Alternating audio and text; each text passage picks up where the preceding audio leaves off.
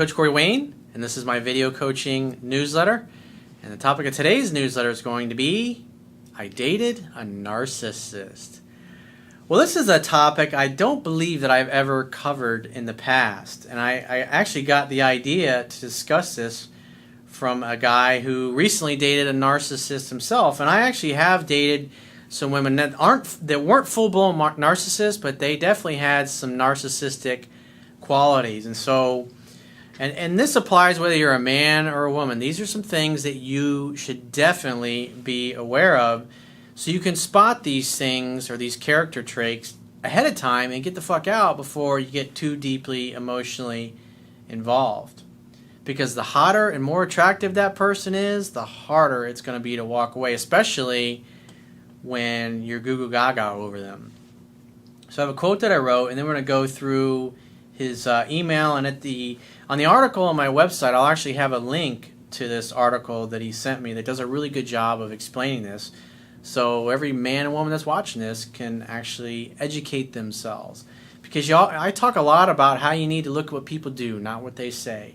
And this just gives you more tools in your toolbox to spot weird, flaky, fucked up behaviors. You can go, whoa, dude, or dudette, this doesn't work.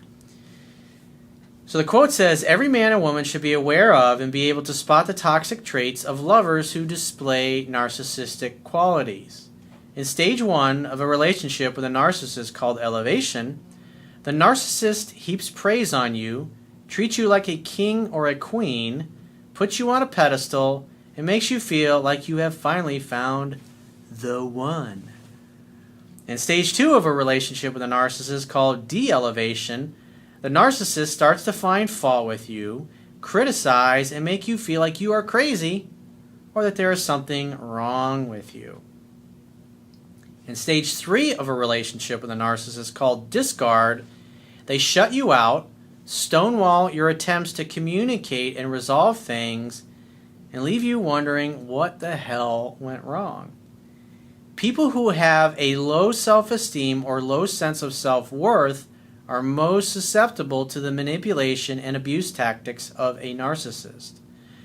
Therefore, you should become hyper-aware, alert, and observant when a new lover pursues you too hard, blows too much sunshine up your ass, and often makes you feel like things are too good to be true as soon as you meet. Always look at what people do, not what they say. When you spot narcissistic behavior, run like hell and never look back. Narcissists are only interested in themselves, stroking their ego, using others to feel better about themselves, and getting what they want. Remember, it's not your job to fix someone or to be somebody's therapist. And if you're somebody that came from a house or an environment or a family where one or both of your parents had a drug or an alcohol problem, you should definitely Google codependency, because people that come from those kinds of backgrounds, they tend to always end up with people that are just totally fucked up. They try to save and they try to fix them. And so by becoming aware of this and studying codependency, you can just Google it and study and learn about it. You can recognize those habits, because if you grew up in an environment like that, you're emotionally conditioned to think and be and show up that way and make excuses for the other person when they're totally fucked up and making your life a living hell. So when you spot those behaviors, you say, "Whoa, I've been down that road and it's pretty fucking bumpy and I'm not interested in going down that shit again." So he says, "Hey coach, first off, I just want to say thanks for your great advice. I've been watching your videos for about a year and I'm working on my 3rd read-through of your book." A year and you only been through it 3 fucking times, bro? 10 to 15 times, dude. I've shared your wisdom with many of my friends, and all of us are amazed at how well it works and how utterly wrong the approach of 97% of men is. Well, I appreciate all the referrals. And everybody that's watching this, if you got a friend or a family member that you think would appreciate the value of the information that I offer, send them to my website. Encourage them to download my ebook and start changing their lives. I have a suggestion for a video that stems from my last relationship. I, like most men, was unaware of how many women, especially women who know they are attractive are dangerously narcissistic. Yes, I know all about that. One of the women I dated in the past, one of the most beautiful, sexy, and amazing women I have ever fucking met in my life. I tell you what, I want to go into taking a girl like that to Victoria's Secret and playing dress up with her, and then getting to come home and play dress up and dress down. That is just so much fun. But when you did, what I learned in my particular relationship is like everything was all about her. And people that have narcissistic tendencies, they tend to take a shitload of fucking selfies, whether it's Instagram or Facebook. They're constantly posting pictures of themselves looking hot, looking amazing, and they have all these fans and these hangers on. Oh, you're so beautiful. And girls are like, oh, you have such a great body, I'm so jealous of you. And this strokes their ego, because what's really going on is inside they feel inferior. They don't feel good enough, and so they tend to attract and draw people into their lives that in essence build them up. And they're very selfish. Like one of the things I remember, I was like speaking of this particular girl, we go to Victoria's Secret, and I dropped like $1,000. I have all kinds of stuff for her. It was like, it was wonderful. I love doing stuff like that with my girlfriends. I remember we get done, it's like Jerry said thanks, and we were driving back to my place, and I said, I just dropped like $1,000 on you. It'd be really nice if you could say thank you so much and be gracious about it and appreciative. And she did thank me, but I had to prod her about that.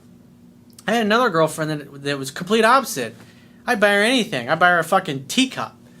Oh, she'd go ape shit about it. I remember one time we were shopping in Paris, and taking a girlfriend to Paris, and because Paris is just amazing for clothes and fashion stuff, and she had a really fucking amazing body, and I loved it. I loved doing it. Every time I bought just a little shirt, she went fucking ape shit, jumping up and down like a little girl, hugging me, kissing me. It was like Christmas. It was wonderful. I loved doing it.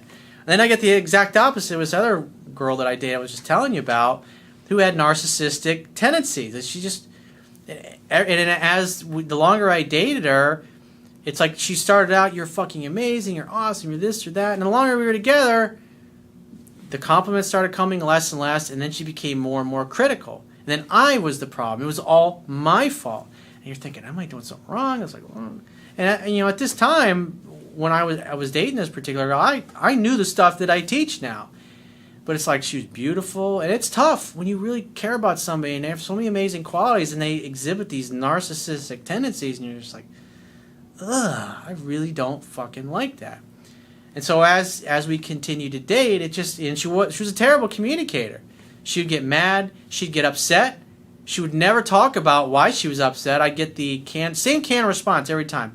I don't want to talk about it, I just want to have fun. And she would stew about things, and then she'd calm down after a few days. And it's like, but under the surface, there was always shit that was building up. And because she was so beautiful, and she had so many men kissing her ass, and her father died when she was really young, and so she grew up without a father, and so she was fucked up. But I still had a lot of fun with her. But it just, I'm a communicator. I'm the type of person that's like, if we disagree on something, I don't want to go to sleep until we resolve it. I don't want to lay there next to my girl when she's fucking pissed off at me. And she just refused. She was incapable of it. And it just, the longer we dated, you get to a point you're like, I can't make her communicate. I've tried every technique, everything I know, and she stonewalls me at every fucking turn. And you just realize, fuck it. It's just not worth it. And you just stop trying. And when you stop trying, you stop making the effort. It only lasted a few weeks after that, and we finally broke up for good. And it hurt like hell, but it's like, that's tough, especially when you're really into somebody, is to walk away when you see these kinds of tendencies. So the idea is I want to share these with you to help educate you so you can spot them and get the fuck out before you get too heavily involved with somebody.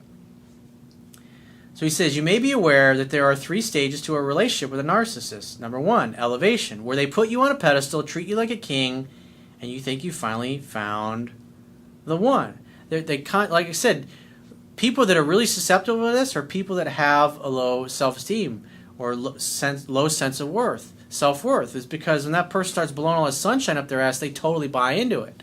and they ignore everything else. And it's like the whole relationship, when things start going sideways, when they get to stage 2 and stage 3, they just want to get back to where things were really great at that one period of time. But it's never going to happen because that person needs therapy. They need help. And again, it's not your job to be their therapist or to fix them. I just want to educate you that there are people, men and women out there running around that are fucked up in this way.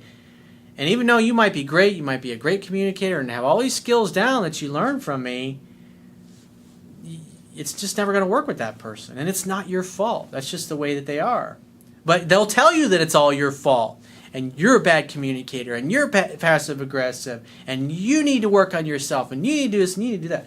But it's like they never mention that there's anything wrong with them because their ego couldn't handle it. Because what the reality is, on the inside, they really already feel like a steaming pile of shit. And in essence, they project that onto other people. Number 2, de-elevation. They slowly begin to find fault with you and make you think you are crazy. Yeah, it's like, this girl I was sharing with you. It's like the longer we were together, the more, it's like everything became critical to the point where she'd bitch at me because I snore at night. She snored too. But I was like, you're snoring as well. I wake up and it didn't matter. It's like it'd go in one ear and out the other. It didn't matter if she was snoring. Or chewing my food. Chewing my food irritated her. The way I drove irritated her. It was just all these little things. It's just, you just get tired. And it's like, so then it goes from all this praise and all this love to just constantly being critical of you. And you're just like the point where then it's no longer fun to hang out with them. You're thinking, what happened to this person? It was so sweet when I met her. And she was going out of her way to make me feel awesome and convince me that we were perfect. And it's like, it's just the way it is, man. Number 3, discard. They shut you out completely with no explanation or closure, and you're left wondering what happened. You want so badly to be with the person you knew in stage 1 that you would do anything to get back to that point. And like people that have self-esteem issues, they just keep chasing, they keep calling, and they keep running after them. That person just keeps ignoring them. Because the more they ignore you, the more it strokes their ego. And that's why the best thing is when you spot these behaviors, is as hard as it is, to say, this person's fucked up. I did my best. Because if, it's like the things that I teach, it's like at least you can show up, because the only thing you have control over is how you show up in your relationships. And if you're exhibiting the qualities and implementing the things that I talk about and teach, that's all you owe them. And if you show up and they don't meet you halfway, or they're incapable of communicating, they're incapable of changing their behavior or noticing that the way that they're showing up is not loving, it's not sweet, and they're not fucking fun to be around, hey, you can walk away with a sense of peace that it ain't going to get any better because you can't get through. That's the thing, with narcissists, they can't take any fucking criticism at all. They can't fucking handle it, and they reject it outright. In my case, when she was at stage 1, she would bring me home-cooked food, always be available to hang out, and she even planned a surprise birthday party for me when I had only known her for a couple of weeks. Needless to say, I was quickly falling for her, but it didn't last. Fortunately for me, I had the boon of your wisdom and was able to break off contact with this person before stage 3, but it still hurt. Yeah, it's like this girl I was dating, I never got to the stage 3 with her. It's just stage 2 was like, it was not working, and I was fucking tired of it. I wasn't going to tolerate somebody constantly being critical and constantly trying to make me feel like there was something wrong with me, when the reality was is she was projecting what was in her onto me. It was because it was absurd. It was like she knew what I did for a living, but yet she's trying to make me the fucked up one. It is what it is. She began to make lame excuses of being too busy to spend time, not responding to texts, and her attitude completely changed.